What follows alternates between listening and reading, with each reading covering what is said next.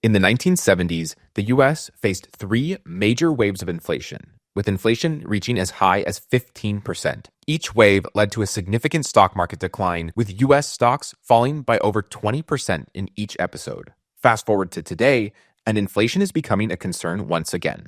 We just saw the biggest inflation spike since the 1970s, which triggered a 25% drop in stocks in 2022. And now, with the Trump administration's proposed policies, some economists warned that this might just be the first wave of an inflationary cycle that could follow the same dangerous path as the 1970s. In fact, the International Monetary Fund, or IMF for short, has been sounding the alarm bells. They say Trump's policies, like higher tariffs and stricter immigration rules, could reignite inflation. If tariffs go up, imported goods get more expensive, and businesses are unlikely to just absorb those costs themselves. Instead, they are more likely to pass them on to consumers. And if immigration laws tighten, that could mean fewer workers, which can lead to labor shortages, forcing companies to raise wages to attract talent. So, higher business costs, higher wages, and in the end, higher inflation.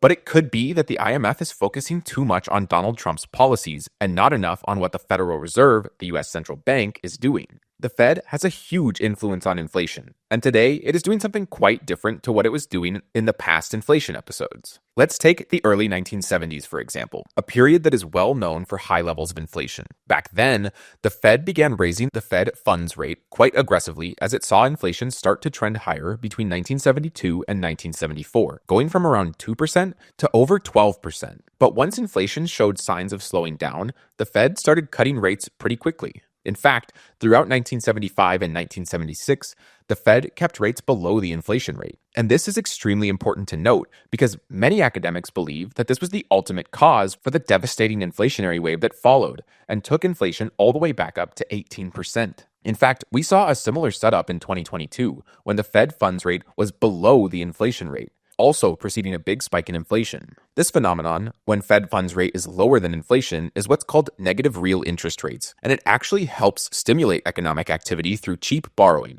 which in turn leads to inflation. In fact, academic research by the IMF has found that negative interest rate policies have succeeded in easing financial conditions. And this is a strategy that's been used by a lot of central banks around the world. For example, in countries where inflation had been too low, like in Denmark, Japan, and Sweden, the local central banks used negative real interest rates to help bring back inflation to healthy levels. Today, the Federal Reserve interest rate stands at 4.5%. Inflation, on the other hand, sits at 2.9%. So interest rates are higher than the inflation rate. And this is known as positive real interest rates, the opposite of what they were doing in the early 1970s and 2022. Positive real interest rates incentivize saving rather than borrowing. This cools the economy and typically brings inflation down. And we've seen this strategy work before. Paul Volcker, who was Fed chairman during the high inflation of the 1970s, adopted a policy of positive real interest rates, insisting on keeping the Federal Reserve interest rate higher than the rate of inflation. We can see that by looking at a chart of the Fed funds rate against inflation. Indeed, he kept interest rates higher than inflation during the entire period where he was Fed chairman, and that allowed inflation to steadily move back down. This was in great contrast with the monetary policy from the early 1970s. As mentioned earlier,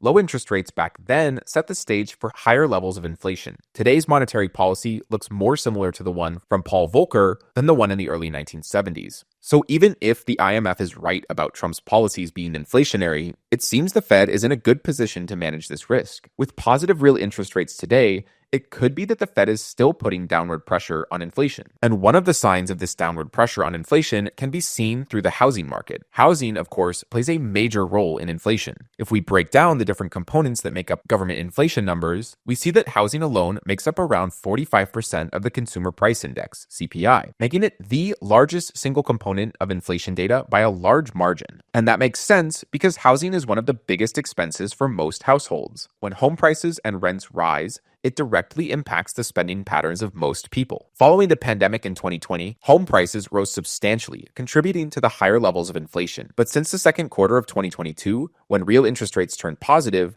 the housing market has cooled down significantly. In fact, median home prices have been moving lower over the past year, indicating downward pressure on inflation. And it's not just home prices that have been cooling off. Even rent prices have been declining, as we can see through this chart that shows the Cleveland Fed's data on rent prices for new tenants. This metric tracks how much landlords are charging people for newly signed rental agreements, and right now, it has been contracting at levels seen during the financial crisis. In fact, if we put the official rent inflation data on top of it, we can see that new tenant rent data predicts CPI rent inflation by about 9 months. And the current contraction in new tenant rent data points to a further decline in rent inflation. So again, showing signs of disinflation, just like home prices have been doing. So, although Trump's policies will have a big impact on the economy, investors shouldn't underestimate the potential for the Federal Reserve to also impact inflation. At Capital.com, we'll continue to keep you updated on such market developments. Thank you for watching.